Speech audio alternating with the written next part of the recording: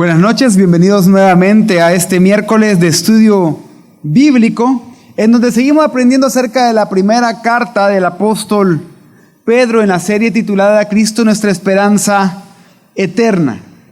Y es que como hemos aprendido en semanas anteriores, Primera de Pedro es un libro de suma relevancia porque se le está escribiendo a una iglesia que está sufriendo.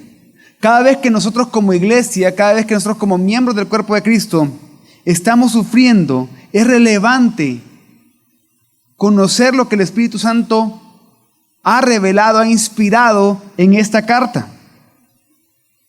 Además, esta carta es una obra, es un ejemplo de cómo la iglesia primitiva aplicaba las enseñanzas de Jesús y del Antiguo Testamento a las preocupaciones de las necesidades que estaban viviendo en ese momento.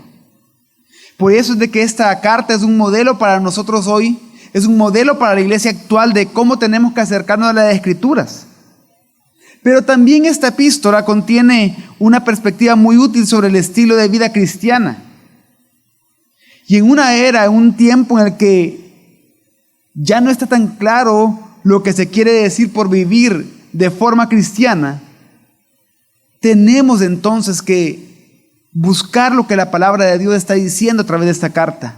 Seríamos necios si pasáramos por alto las enseñanzas que aquí encontramos. Y en esta noche vamos a aprender acerca de Primera de Pedro 2, del 4 al 10, que dice de la siguiente manera.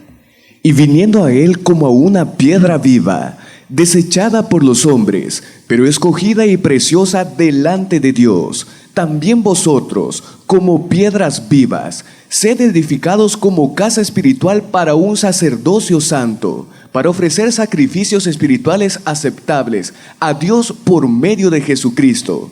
Pues esto se encuentra en la Escritura. He aquí, pongo en Sión una piedra escogida, una preciosa piedra angular, y el que crea en él no será avergonzado. Este precioso valor es, pues, para vosotros los que creéis, pero para los que no creen, la piedra que desecharon los constructores, esa en piedra angular se ha convertido, y piedra de tropiezo y roca de escándalo, pues ellos tropiezan porque son desobedientes a la palabra, y para ello estaban también destinados. Pero vosotros sois linaje escogido, real sacerdocio, nación santa, pueblo adquirido para posesión de Dios, a fin de que anunciéis las virtudes de aquel que os llamó de las tinieblas a su luz admirable. Pues vosotros en otro tiempo no erais pueblo, pero ahora sois el pueblo de Dios. No habéis recibido misericordia, pero ahora habéis recibido misericordia. En las semanas pasadas hemos aprendido que Primera de Pedro contiene un gran contenido teológico, un contenido teológico muy enriquecedor. Y dentro de este contenido teológico, Pedro habla de la santidad y lo habla señalando la santidad personal, la santidad comunitaria y la santidad social. Acerca de la santidad personal hemos aprendido en las semanas anteriores que los cristianos somos santos porque Dios es santo por naturaleza. Aprendimos que los cristianos somos libres, que somos redimidos para vivir en santidad. La semana pasada aprendimos que los cristianos somos santos porque hemos nacido de una simiente incorruptible. Pero este día vamos a dejar de lado lo que aprendimos de la santidad personal para comenzar a aprender lo que habla el apóstol Pedro de la santidad comunitaria. En este estudio hablaremos de la identidad que tenemos como comunidad cristiana, que somos llamados a ser piedras vivas y sacerdotes santos, el cual es el título de este estudio. Y después de haber leído Primera de Pedro 2, del 4 al 10, tenemos que hacernos la primera pregunta. ¿Qué significó este texto para los oyentes originales? ¿Qué significó esa porción de la Escritura para las personas a las que fue escrito esta carta? El versículo 4 de Primera de Pedro dice, de Primera de Pedro 2 dice: Y viniendo a él como a una piedra viva, desechada por los hombres, pero escogida y preciosa delante de Dios. Y obviamente la frase viniendo a él se refiere a Jesucristo. Ir a Jesucristo, ir a Él, es un acto de fe que no solo sucede una vez en nuestra vida, sino que es continuamente, debemos de ir a Jesucristo. Porque Cristo es una piedra viva, nos dice el apóstol Pedro acá. Y acá aparece el símbolo de la piedra, un símbolo que se va a seguir desarrollando en los siguientes versículos. Pero este símbolo de la piedra no está designando a Cristo como un monumento o un principio muerto, sino como aquel que ha resucitado, aquel que vive y que además de que vive, ofrece vida. Es el dador de vida. Pero el cuadro de la piedra también trae a la mente el juicio de Dios. Si bien es cierto, Cristo es un fundamento firme para todos aquellos que hemos puesto nuestra fe en Él, pero también Cristo es una piedra de tropiezo para aquellos que lo han rechazado, para aquellos que lo han hecho a un lado. Por eso es que Pedro presenta un comentario donde interpreta con un contraste esta realidad. Dice que la piedra viva ha sido rechazada por los hombres, pero que es escogida y preciosa para Dios. El contraste es que Cristo como piedra, por un lado es rechazada, por otro lado es escogida. Quienes la rechazan son los hombres, pero que para Dios es precioso. Pedro está contrastando aquí entonces a los incrédulos que han rechazado a Jesús y que continúan rechazándolo. Lo está contrastando directamente con Dios, para quien Jesús es escogido, para quien Jesús es precioso. El término desechado que se ocupa acá para la acción que describe a estos hombres que no han puesto la fe en Él, sugiere que los constructores tomaron la piedra en sus manos, la vieron, la examinaron, pero la apartaron, porque dijeron, esta piedra no nos sirve a nosotros para construir. Pero Dios no hace el mismo tipo de valoración que hacen los hombres que rechazan a Cristo, ya que el Padre no solamente aprueba a Jesús como una piedra en el edificio, sino que lo valora como una piedra preciosa, como una piedra escogida. El fundamento, la piedra angular del templo de Dios es Jesús. Jesús, lejos de ser desechado por el Padre, es la piedra que el Padre ha escogido, es la piedra preciosa de valor incalculable. Por más que el mundo no la aprecie, pero para Dios, su Hijo Jesucristo, es el escogido, el precioso. Él es el Mesías. Y es que esa es la figura a la que los creyentes nos hemos acercado, a la que hemos venido y con la que compartimos ese doble destino. Por acercarnos a Cristo, por poner nuestra fe en Él, entonces mostramos que somos escogidos por Dios, pero también al acercarnos a Cristo, Dios nos ve en Cristo preciosos para Él. Y sigue diciendo el versículo 5. También vosotros, como piedras vivas, sed edificados como casa espiritual para un sacerdocio santo, para ofrecer sacrificios espirituales aceptables a Dios por medio de Jesucristo. Y este versículo 5 es increíble porque nos está diciendo, sí, Cristo es la piedra viva, pero el resultado de que nosotros nos acerquemos a Cristo es que nos convertimos nosotros en piedras vivas también. Llegamos a ser piedras vivas y como piedras vivas llegamos a ser parte de la casa o del templo o del edificio del que Cristo es la piedra angular. En este versículo los simbolismos cambian constantemente, pero al entenderlos la enseñanza es preciosa. Porque primero se nos presenta que Cristo es la piedra y que los hombres son los constructores. Pero luego los cristianos pasamos a ser las piedras y partes del edificio. Pero después nos dice que los cristianos también somos los sacerdotes que servimos en ese edificio. Una de las primeras cosas que debemos de entender es que los cristianos, que nosotros los que estamos acá, junto con todo el pueblo de Dios alrededor del mundo y de la historia, por naturaleza no somos piedras vivas. Pero llegamos a ser piedras vivas cuando nos unimos a Cristo a través del nuevo nacimiento y de la conversión. Porque ese edificio del que está hablando acá el apóstol es posible en la medida que los cristianos nos acerquemos a Cristo, que seamos atraídos a Cristo. Pero hay algo bien importante que tenemos que ver también en toda esta figura. No está hablando de una piedra por acá, de otra piedra por allá y otra por allá. No está hablando de piedras aisladas, colocadas en fila o colocadas en un gran campo, sino que está hablando de piedras que están juntas. Está hablando de una comunidad, de piedras que colectivamente están formando algo juntas, el templo de Dios. Y aquí, la ilustración que presenta el apóstol Pedro, sus lectores originales la entendieron muy bien, porque le estaba haciendo referencia al templo que aún no se había destruido, al templo que estaba en Jerusalén. Y es que está claro que Dios es el que coloca juntos en la estructura de este edificio, a nosotros nos coloca juntos como piedras vivas luego de habernos acercado a Cristo. Por eso dice que estamos siendo edificados por Dios.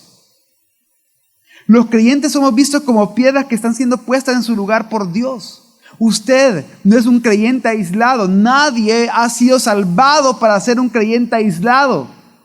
Nadie ha sido salvado para vivir la vida cristiana solo. Hemos sido salvados para estar en el pueblo de Dios, en el cuerpo de Cristo, en ese gran edificio que Él está construyendo y donde Él nos ha puesto por gracia luego de haber manifestado fe en Jesucristo. Por eso que Pedro recurre a ilustraciones que con creciente claridad describen nuestro culto de oración a Él.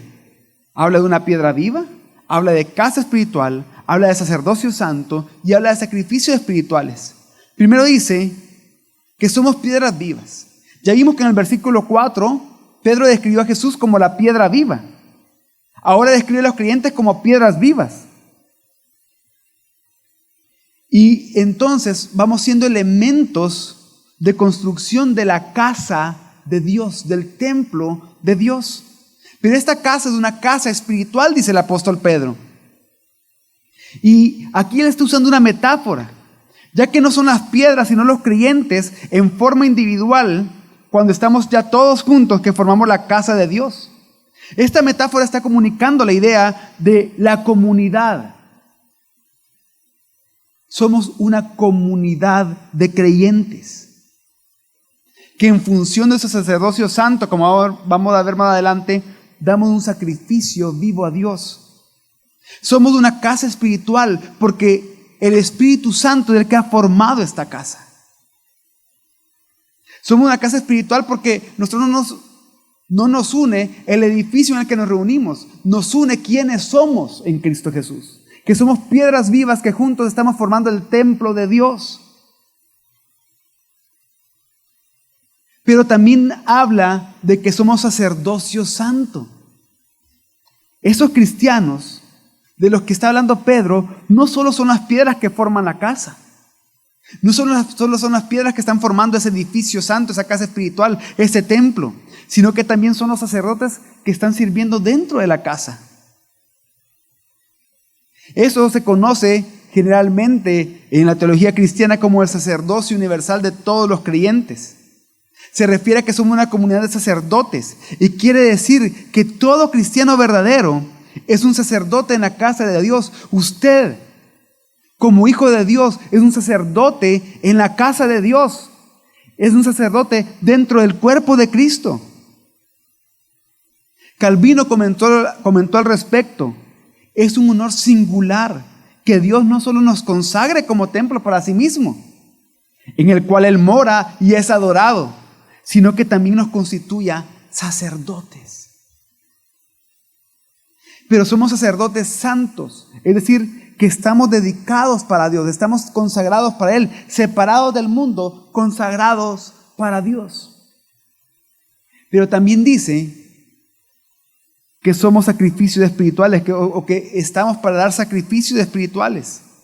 La tarea del sacerdote es de eso, dar sacrificios espirituales.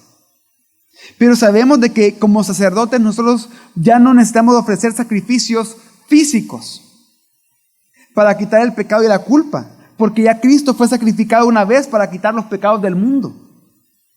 Lo que un miembro del sacerdocio de todos los creyentes hace entonces, lo que nosotros como sacerdotes hacemos entonces, es ofrecer sacrificios de gratitud a Dios porque Él ha realizado una magnífica obra de redención por medio de Jesucristo. Presentamos delante de Él sacrificios de alabanza, fruto de labios que confiesan su nombre. Alabando a Dios por la obra que Él ha hecho en Cristo, alabando a Dios por su gracia, alabando a Dios porque Él nos ha comprado. Y al ejercer este servicio espiritual, estamos cada vez reflejando la santidad de Dios, tratando de ser santos como Él es santo. Pero algo interesante también en este versículo es que estos sacrificios espirituales no los podemos presentar en nuestras propias fuerzas. No los podemos presentar según nuestras propias capacidades o según como nosotros pensamos que tienen que ser.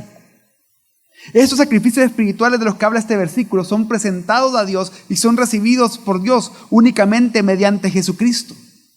Porque sin Cristo, cada una de nuestras obras de justicia no son otra cosa que trapos de inmundicia, como dice Isaías 64. El sacrificio agradará a Dios únicamente si se hace por medio de Jesucristo. No importa cuánto esté sacrificando usted para servir.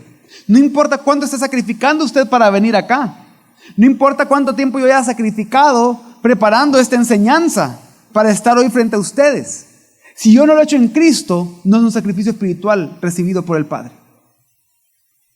Los sacrificios espirituales que recibe Dios son los que se dan mediante Jesucristo.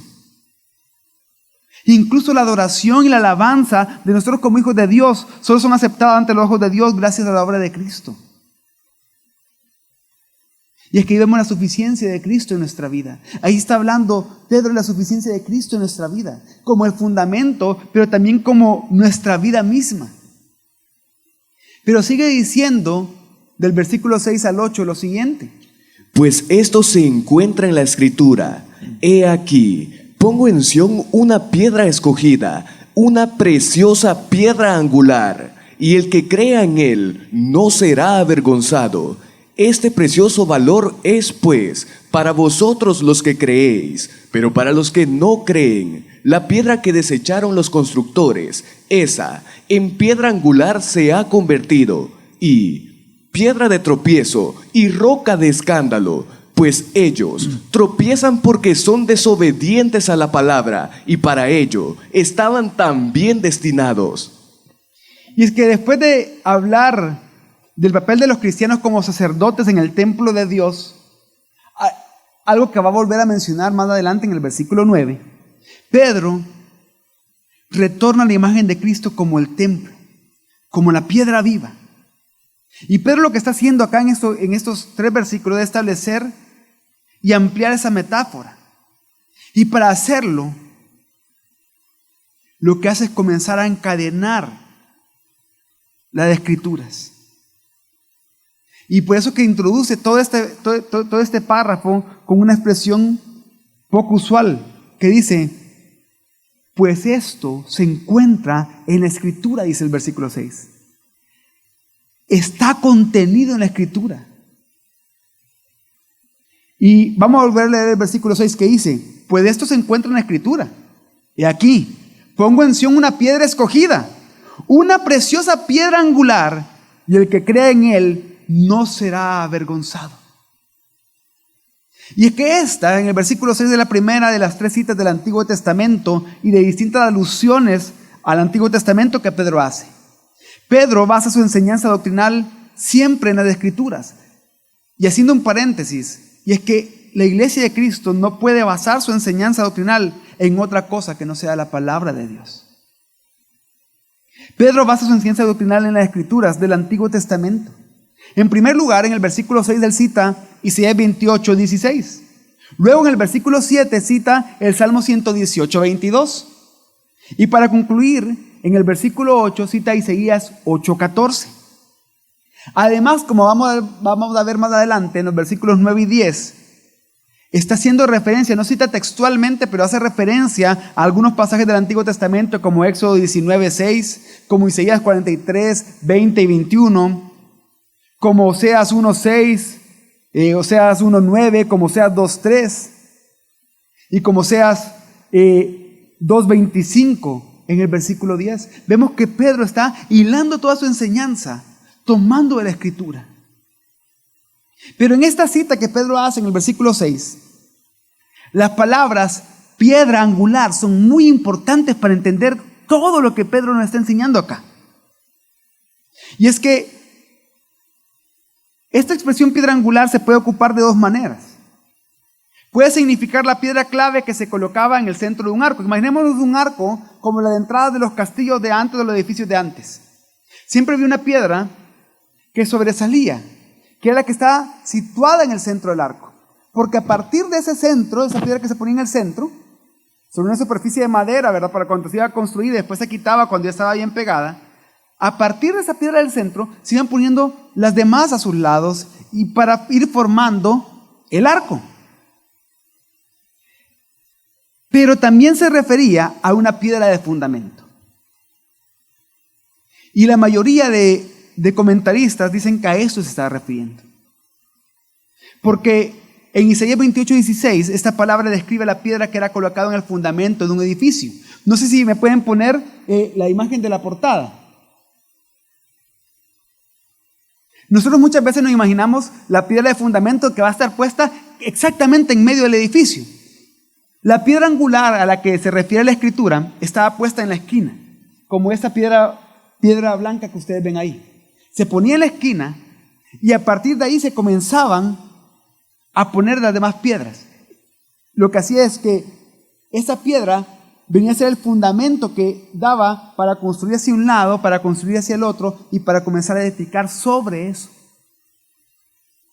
Tanto así que William Hendriksen cita a un poeta anónimo del siglo VII que captó en una poesía la enseñanza de la Escritura respecto a estos pasajes describiendo lo siguiente: Cristo por firme cimiento establecido. Cristo es cabeza y piedra angular. Es precioso del Señor el escogido. Ciñe a toda la iglesia en unidad. De la santa Sión perenne ayuda. Es su única confianza y su verdad. Y es que así, como un edificio no podía ser sostenido sin su piedra angular,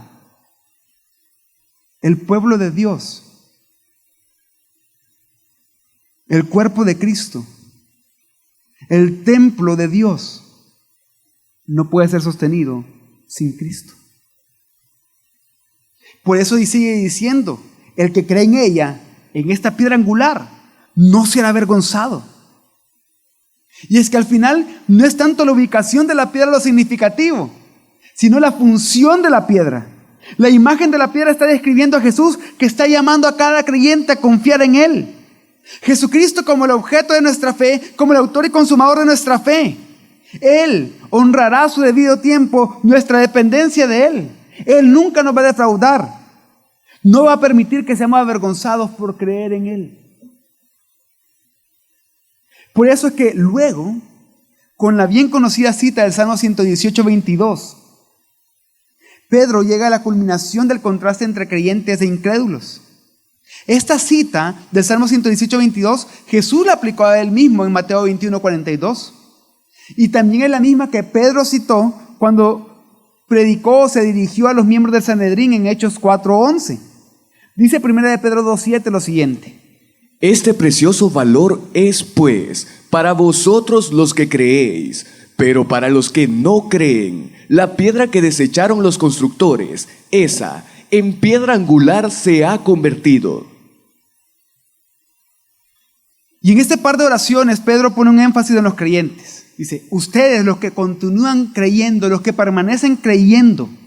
Pedro con esas palabras, cuando les dice, la piedra angular es preciosa, es de gran valor para ustedes los que creen, o los que siguen creyendo, los que están perseverando. Con eso, Pedro a una iglesia perseguida, a una iglesia que está sufriendo, le está fortaleciendo, lo alienta, sigan poniendo su confianza en Jesús.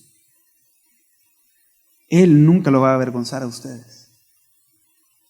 Y en la cita del Salmo 118:22, el salmista lo que hace es que toma prestado una imagen del gremio de la construcción. Y es que las piedras utilizadas en la construcción de los edificios de antes tenían que ser de un tamaño uniforme. Si no eran de un tamaño, o sea, cuando variaban tamaño tal vez un poco más grande, lo que se hacía es que se cortaba con la ayuda de un martillo o un cincel o aún de una sierra. Pero las piedras que luego de haberlas cortado no pasaban la inspección, eran rechazadas por los constructores. Pero acá en este pasaje los constructores representan simbólicamente a los incrédulos que rechazan la piedra que es Cristo. Dios, el arquitecto principal, toma esa piedra rechazada por los incrédulos, por aquellos que creen que son sabios en su propia opinión, por aquellos que creen que son los expertos en construcción, que son los que tienen que saber todo de todas las cosas. Toma esa piedra rechazada por los constructores, por los incrédulos, y lo que hace es que la coloca como piedra angular. Honra a Cristo no solo dándole una posición dentro del edificio, sino que la posición fundamental dentro de todas las cosas, la posición preeminente sobre todas las cosas, sobre su cuerpo, sobre su pueblo, sobre la casa de Dios. Es como una piedra con la que corona su obra, con la que comienza y corona su obra. Es la piedra principal. Y a medida que la gente va avanzando hacia el futuro, Jesús se encuentra con ellos. Y es que no importa si los de hace 100 años rechazaron a Jesús y otros lo aceptaron. En la historia, siempre, todas las personas, va a llegar un momento que se van a tener que encontrar con Jesús. Y ese encuentro con Jesús, ese encuentro con esa piedra viva, puede tener dos resultados. La piedra en el camino es, o bien, una piedra angular a la que podemos unirnos sin miedo a que en esa piedra nos vaya a fallar, o esa piedra que nos podemos encontrar en el camino, si la rechazamos, va a ser la misma piedra que nos va a hacer caer. Va a ser la misma piedra en la que vamos a tropezar. Porque al rechazarla, esa misma piedra nos hace caer. Y los que la rechacen se van a dar cuenta de eso cuando esa piedra sea exaltada por el Padre. ¿Qué quiere decir? Que a esa piedra se la van a encontrar sea como sea. Todos los seres humanos nos vamos a encontrar con esa piedra viva, sea como sea. ¿Cómo vamos a reaccionar a ese encuentro? ¿Qué vamos a hacer al encontrarnos con Él? ¿Vamos a creer en Él o lo vamos a rechazar? Y dice el versículo 8 para esclarecer mucho más la idea. Y piedra de tropiezo y roca de escándalo, pues ellos tropiezan porque son desobedientes a la palabra, y para ello estaban también destinados. Y es que esa piedra rechazada por los constructores, pero elevada por el Padre a una posición de piedra angular, también tiene otra función. Y para esto Pedro cita Isaías 8:14, que dice: piedra de tropiezo y roca que hace caer a los hombres. De este modo va a entender que la piedra causa vergüenza, ofensa y dolor a todos aquellos que se niegan a creer. Lo que Pedro está diciendo, en otras palabras, es que o ponemos nuestra fe en Jesús como piedra fundamental, o vamos a estrellar nuestro pie contra ella y vamos a caer. Los incrédulos son los que tropiezan y caen a causa del mensaje de Jesús, a causa del evangelio. Experimentan que Jesús es una roca que lo hace caer. Quizás no se han dado cuenta aún, pero van a caer porque han rechazado al unigénito de Dios, a la piedra escogida, al que es precioso para el Padre. Y es que nadie va a poder decir nunca que no han recibido el mensaje de Cristo. En sentido figurado, todos tocan con su pie el mensaje de Cristo antes de tropezar y caer. Y es que la razón de ese tropiezo es que han escogido desobedecer la palabra de Dios. Y es que la palabra de Dios es desobedecida cuando las personas se niegan a creer en Cristo. Recordemos que la palabra de Dios es el testimonio santo de Cristo, nos anuncia a Cristo, nos apunta a Cristo en cada una de sus partes. El que desobedece la palabra rechaza a Cristo. Su desobediencia brota de un corazón que está lleno de incredulidad hacia Él. La secuencia que Pedro viene trazando entonces es incredulidad, desobediencia y caída. Y eso eventualmente lleva a la ruina. Pero tenemos que ver algo también acá en estos pasajes que hemos leído. El control absoluto que tiene Dios en todo este proceso. Porque Él dice, ellos estaban destinados para esto. Y es que veamos bien la secuencia que Pedro establece en los versículos 7 y 8. En primer lugar, él comienza a contrastar las actitudes de los creyentes con las de los incrédulos. A continuación, Pedro revela que los incrédulos rechazaron a Jesucristo, a esa piedra viva. En tercer lugar, como han desobedecido el mensaje de Cristo, los incrédulos tropiezan. Pero también nos dice, es que los incrédulos estaban destinados a su caída por rechazar a Cristo. En todo caso, el control siempre ha estado en las manos de Dios. Porque Dios considera que el incrédulo va a tener que rendir cuentas y le dice que por esa incredulidad está destinado a perdición eterna. Pero luego de hablar así de los incrédulos, luego de decirle el destino de los incrédulos que lo estaban persiguiendo y que lo estaban haciendo sufrir a esta iglesia que había huido de Roma a Asia Menor, les comienza a hablar de quiénes son ellos en Cristo. Y el versículo 9 de primera de Pedro 2 dice: Pero vosotros sois linaje escogido, real sacerdocio, nación santa, pueblo adquirido para posesión de Dios, a fin de que anunciéis las virtudes de aquel que os llamó de las tinieblas a su luz admirable. Pedro se dirige a los creyentes y les comunica las buenas nuevas del evangelio de que ellos son el pueblo de Dios y que poseen privilegios tremendos, no por causa de ellos mismos, sino por causa de aquel que los llamó, de aquel que los rescató, de aquel que los sacó de las tinieblas y los trasladó a la luz admirable de su reino. Y de hecho, esto hace de que este versículo sea uno de los versículos más preciosos de toda esta epístola que estamos estudiando. Y es que esta posición se describe, o esta posición, o la manera en que describe Pedro a la iglesia, es quitando los títulos que el Antiguo Testamento le daba a Israel y se lo aplica a la iglesia, al pueblo de Dios. Porque la iglesia, debemos de entender, la iglesia es el verdadero remanente de Israel. Desde el principio de la carta, Pedro está diciendo que la iglesia es del pueblo escogido de Dios. Y le aplica en particular los títulos que encontramos en Éxodo 19, 5 al 6, que dice: Ahora pues, seréis mi pueblo más que ninguna otra nación, porque mí es toda la tierra y vosotros seréis mi reino de sacerdotes y mi nación santa. Estas son palabras que dirás a los hijos de Israel. Pero también habla de lo que dice Isaías 43, 20 al 21, cuando dice: Y las bestias del campo me bendecirán, porque he puesto aguas y ríos en los desiertos para dar de beber a mi pueblo escogido, el pueblo que he tomado para mí, para que puedan contar mis hechos gloriosos. Pedro está diciendo, ese pueblo ya no es una única nación. Ese pueblo es el cuerpo de Cristo.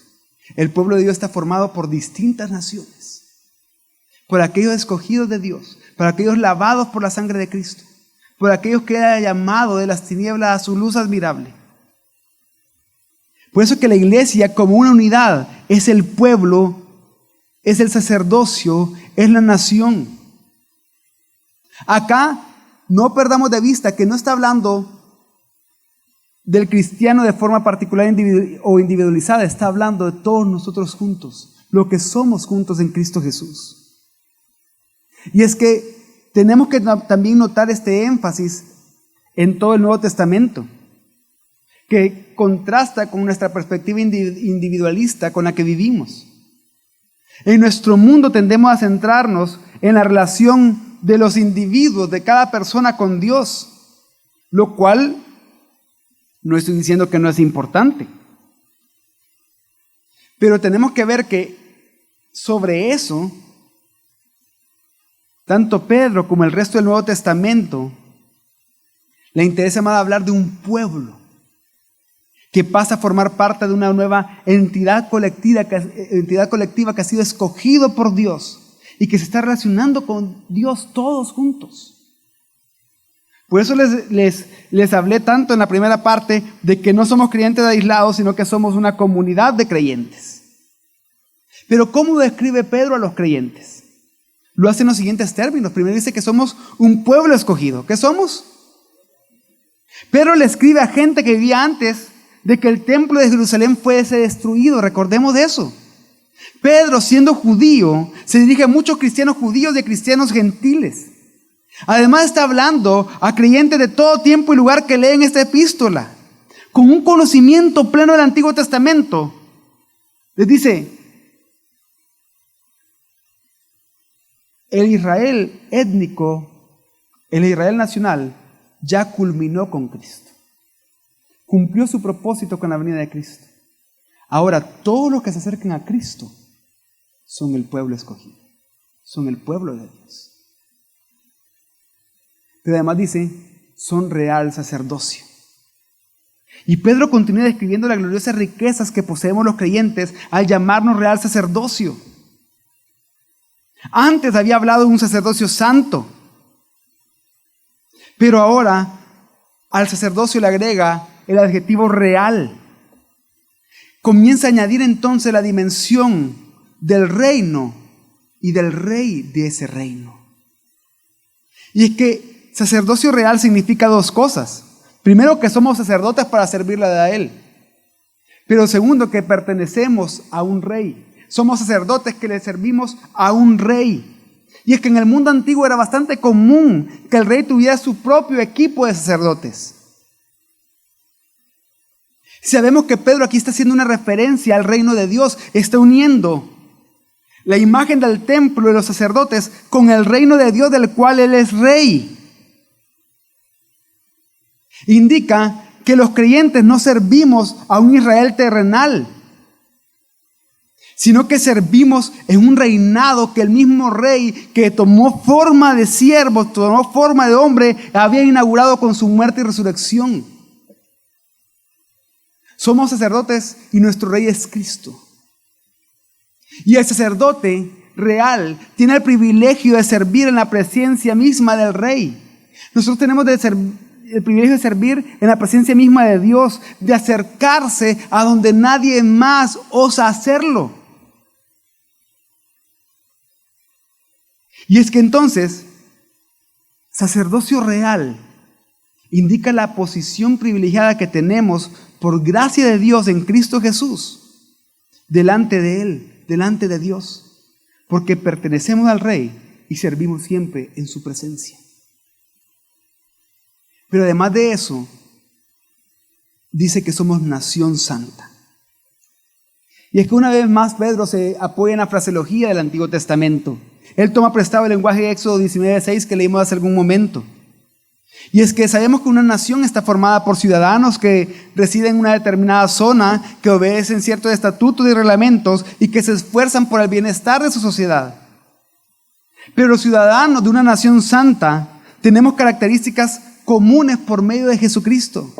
Pedro describe al pueblo de Dios, a todos los hijos de Dios, como una nación santa, lo que significa que somos ciudadanos que han sido apartados para el servicio de Dios. Dios ha apartado a los cristianos para que seamos su pueblo. Exactamente lo que Él había hecho con Israel en el Antiguo Testamento, lo hace hoy con aquellos escogidos de toda lengua, de toda tribu, de toda nación. Y además de decir nación santa, termina diciendo que somos pueblo que pertenece a Dios. Y es que a lo largo de las edades, a lo largo de la historia, Dios ha reclamado a su propio pueblo para sí. Este pueblo es diferente a las naciones del mundo. Es la posesión especialmente apreciada de Dios. Nosotros como hijos de Dios somos ciudadanos del reino de los cielos, independientes de vínculos nacionales hasta cierto punto. ¿Por qué? Porque nuestra relación primaria es con Dios. Pertenecemos a Dios porque nos ha comprado con la sangre de Jesucristo. ¿Y cuál es el propósito entonces de esa posición especial que los creyentes ocupamos en Cristo Jesús? El propósito de todo esto es que podamos anunciar las virtudes de Dios. Y ahora, ese término virtudes viene de un término griego que es arete, que normalmente significa virtud o excelencia moral. Pero cada vez que este término griego, arete, se usa para referirse a Dios, no está hablando de virtud o excelencia moral, sino que está hablando de su gloria o la manifestación del poder de Dios. ¿Qué quiere decir? De que nosotros, como linaje escogido, como real sacerdocio, como nación santa, como pueblo que pertenece a Dios, tenemos que anunciar la gloria de Dios, tenemos que anunciar sus poderosos hechos. En todas partes donde el pueblo de Dios esté, en todas partes donde haya linaje escogido de Dios, en todas partes donde haya real sacerdocio de Dios, en todas partes donde estemos aquellos que somos pueblo de posesión especial para Él, debemos de proclamar vocalmente las virtudes, los hechos, el poder, la gloria, la sabiduría, la gracia, la misericordia, el amor y la santidad maravillosos de Dios.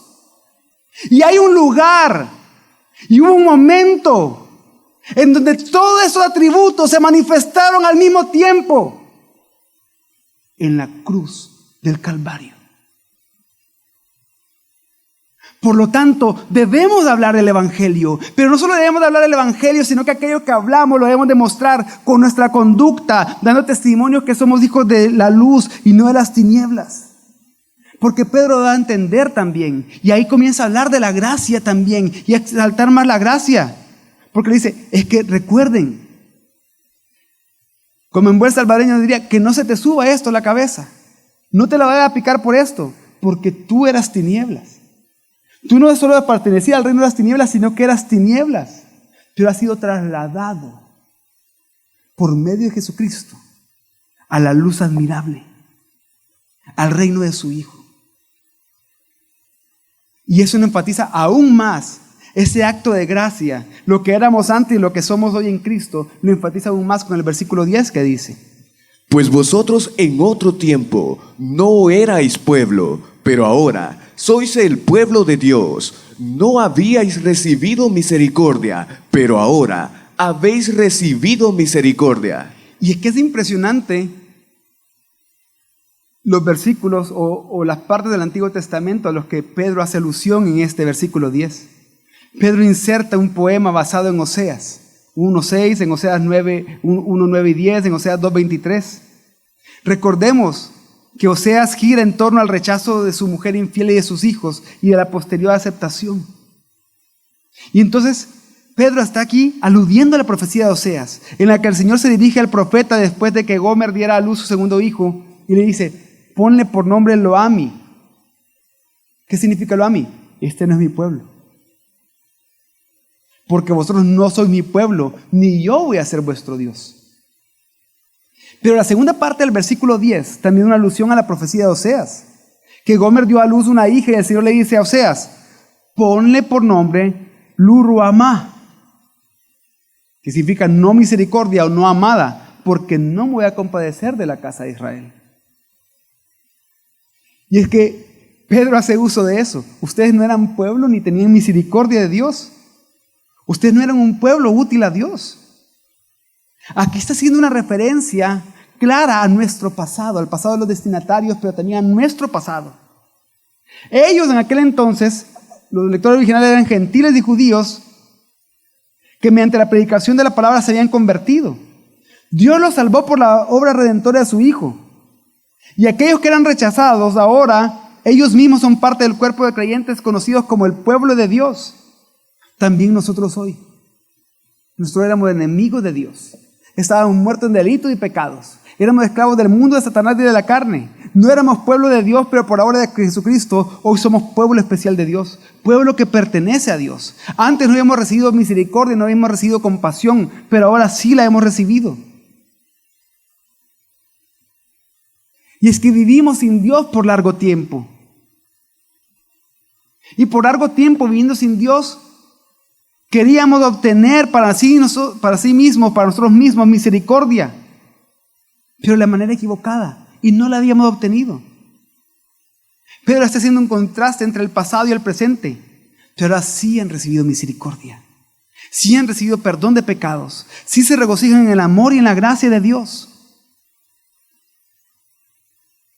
Y es que nosotros, los hijos de Dios, de toda la historia y de todos los lugares, no somos un pueblo de Dios. Somos el pueblo de Dios. Dios tiene un solo pueblo que ha ido formando desde el principio, desde Génesis hasta el fin. Somos el pueblo de Dios. Somos receptores de la misericordia de Dios. Somos cuidados por Él. Dios cuida de nosotros. Y es que el poema que incluye Pedro acá, citando Oseas, resume el tema de la elección que comenzó desde el versículo 1 y 2 del capítulo 1. Y está consolando entonces a un pueblo que estaba siendo desechado en ese momento. Los habían echado de sus hogares. Un pueblo que había sufrido. Un pueblo que estaba viendo el rechazo en la tierra. Pero ese rechazo solamente era un rechazo terrenal, porque ellos habían sido aceptados por Dios. Pero luego de explicar qué significa todos estos versículos, hay una pregunta bien importante.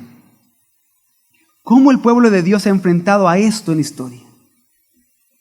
Y es que a lo largo de la historia el pueblo de Dios ha sufrido. Ha tenido que dejar tierra y parentela. Han tenido que perder sus posesiones. Han sido exiliados de su hogar. Han visto cómo destruyen sus posesiones. Cómo han sido expulsados de ciudades, de sinagogas, incluso de familias, de reputación. De lugares donde antes eran queridos, perseguidos y obligados a esconderse, con aquella tentación de autocompadecerse y sentir vergüenza. Pero ¿cómo es que el pueblo de Dios, incluyéndonos a nosotros, cómo que han perseverado? Lo han hecho, lo hemos hecho, porque Dios nos ha preservado. Porque el pueblo de Dios no lo es por las cosas que tienen. No lo es por el lugar donde habitan. No lo es por sus parientes o por sus nacionalidades.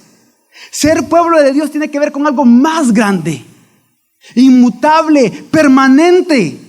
Más grande, inmutable y permanente que un edificio, que un templo. Tiene que ver con nuestra identidad. Somos piedras vivas, porque pertenecemos y estamos unidos a la piedra viva. Somos edificados por Dios para formar todos juntos un solo templo espiritual, en el cual también somos sacerdotes de nuestro Rey. Y es que algo que explica muy bien esto es el párrafo final del himno escrito por Martín Lutero Castillo Fuerte, que dice: esa palabra del Señor que el mundo no apetece, por el Espíritu de Dios muy firme permanece. Nos pueden despojar de bienes, nombre, hogar, el cuerpo destruir, mas siempre ha de existir de Dios el reino eterno. Amén. Esto el pueblo de Dios lo ha pasado. Lo está pasando y lo seguirá pasando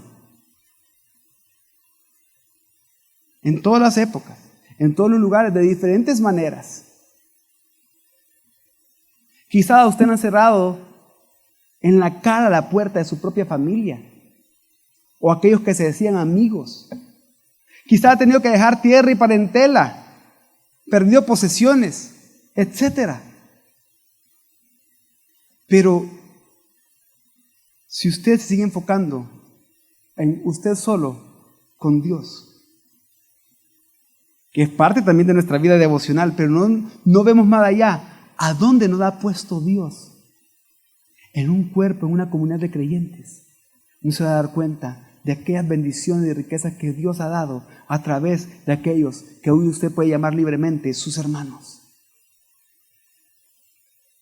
No unidos por sangre humana, por vínculo humano, pero sí unidos por la sangre de Jesucristo. Lavados todos con su sangre. Y esto me lleva a una última pregunta para ir terminando el sermón. ¿Cómo nos habla Dios en este pasaje a nosotros hoy? Dios nos está diciendo que nuestro fundamento, el fundamento de nuestra vida personal, el fundamento de nuestra vida como iglesia es Jesucristo. Es por su obra, por su muerte y resurrección en la cruz, que Él habita en nosotros y nos hace piedras vivas. Para que todos juntos formemos una casa espiritual, un edificio, un templo santo. Pero en ese templo santo, que es de la iglesia, el cuerpo de Cristo, también somos sacerdotes santos. Ese privilegio solo lo tenemos nosotros. Todo cristiano es un sacerdote en la casa de Dios, en la iglesia.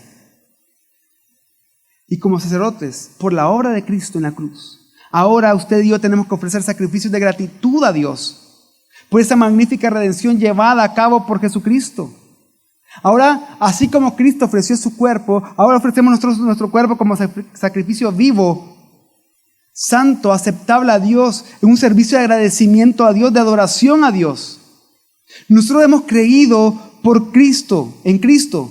Por la fe que tenemos en Él, no vamos a ser avergonzados. Para nosotros Cristo es precioso.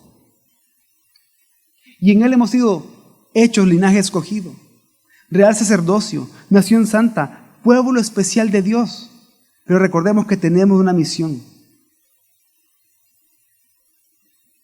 proclamar las proezas del que nos llamó de las tinieblas a su luz admirable. Y esa misión, ¿quién la comenzó? La comenzó Dios mismo. ¿Cuándo la comenzó? En el mismo principio de todo, en el Edén. ¿Por qué tenemos esa misión? Porque es la misión de Dios. ¿Por qué tenemos esa misión de ir a ser discípulos a las naciones? Porque esa es la misión de Dios desde el principio. Claramente podemos ver la misión de Dios desde Génesis hasta Apocalipsis. La podemos explicar de diferentes maneras por medio de la teología bíblica, por medio del reino de Dios, por medio de la misma misión de Dios, por medio de los pactos, por medio de la figura del mediador, etc. Pero vamos a explicar todo esto de lo que Pedro está hablando, para que hagamos un panorama más amplio de la obra de Dios, en la que por gracia formamos parte. De esa misión de Dios que Él mismo ha comenzado desde el principio. Todo esto comenzó en el Edén. Todo eso comenzó en el principio. En el huerto que Dios mismo plantó al oriente, luego de haber creado al hombre. Un huerto especial, porque ese huerto era un santuario. Primero, porque fue puesto al oriente. Y segundo, por todas las características que vemos ahí, como Dios estaba presente ahí, relacionándose con su pueblo, con Adán y con Eva. Ese lugar era un santuario especial de Dios. También lo vemos porque cuando ellos pecaron tuvieron que ser expulsados de ahí, porque era un lugar santo, un lugar santísimo de Dios ahí. Pero Dios tiene una misión. Nadie frustra el plan de Dios. Dios nunca ha tenido un plan B. Ha tenido un solo propósito desde la fundación del mundo. Y ese propósito Él lo ha estado cumpliendo, lo está cumpliendo y lo seguirá cumpliendo hasta que llegue a su meta. Vemos que Dios, para seguirse relacionando con su pueblo, Él determina un altar. Un altar en el que ellos tienen que ofrecer sacrificio, derramamiento de sangre para poder relacionarse con Dios y ser perdonados sus pecados, tal y como Él mismo lo hizo al sacrificar animales para cubrirlos con sus pieles, la vergüenza y la culpa que tenía Adán y Eva. Pero a medida que va avanzando la Biblia, luego de que tanto Abraham, Isaac, Jacob, etcétera, hicieron altares a Dios, recordando la promesa de Dios, del pacto de Dios, recordando lo que Dios había prometido, lo que Dios había declarado. Luego, cuando ya era una nación que es sacada de Egipto, de la esclavitud de Egipto, Dios da un diseño y manda a construir el tabernáculo, que es la siguiente imagen. El tabernáculo que estaba representando la misma presencia de Dios en medio de su pueblo escogido. Todas las naciones veían que ese pueblo que estaba vagando por el desierto se caracterizaba porque había una nube o una columna de fuego que lo estaba guiando, que estaba en medio de ellos. Más adelante, todo lo que estaba contenido en el tabernáculo, entonces contenido en el templo, que es la siguiente imagen. En donde ya cuando se establecieron con ese reino parcial y que estaban disfrutando de distintas bendiciones, todas esas bendiciones que se le habían prometido ya a Abraham y que las llegaron a disfrutar todas, la presencia de Dios estaba ahí. Pero luego ese pueblo volvió a pecar, volvió a caer. Llegaron al exilio, destruyeron su templo, luego lo reconstruyeron. Pero todo esto que vemos acá, Dios lo había mostrado en la historia, Dios lo había revelado en la historia, porque nada más eran anuncios de algo más grande, era la sombra de algo más grande que habría de venir. El Hijo de Dios, Dios mismo, el creador de todas las cosas. Aquel de lo que estos símbolos daban testimonio, aquel de lo que el Antiguo Testamento daba testimonio, se hizo hombre para morir. Y él mismo dijo de que el reino de Dios se ha acercado. El apóstol Juan dio testimonio de él que dice que el verbo, que el logos, que la palabra, que Dios mismo se hizo carne y tabernaculizó. Él vino a ser el tabernáculo entre nosotros. Jesús mismo, cuando vio el templo, dijo, miren este templo, será derribado, pero en 3 días lo levantaré, hablando de él mismo, porque él era el templo, el Israel de Dios, que vino a dar su vida, que vino a hacer lo que ni Adán pudo hacer, ni lo que el Israel anterior del Antiguo Testamento pudo hacer. El postrer Adán y el verdadero Israel lo hizo en la cruz, venciendo el pecado, venciendo la muerte y resucitando. Todo eso lo anunciaba a él. Porque él es el templo de Dios, él es el Israel de Dios, él es la piedra viva, a donde ahora nosotros como piedras vivas somos el pueblo de Dios. En Cristo somos el Israel de Dios. Somos el templo del Espíritu Santo. Somos el templo de Cristo. Pero es increíble entender que cuando Dios sigue ejecutando su plan y se llega a la consumación y que Cristo vuelva por segunda vez,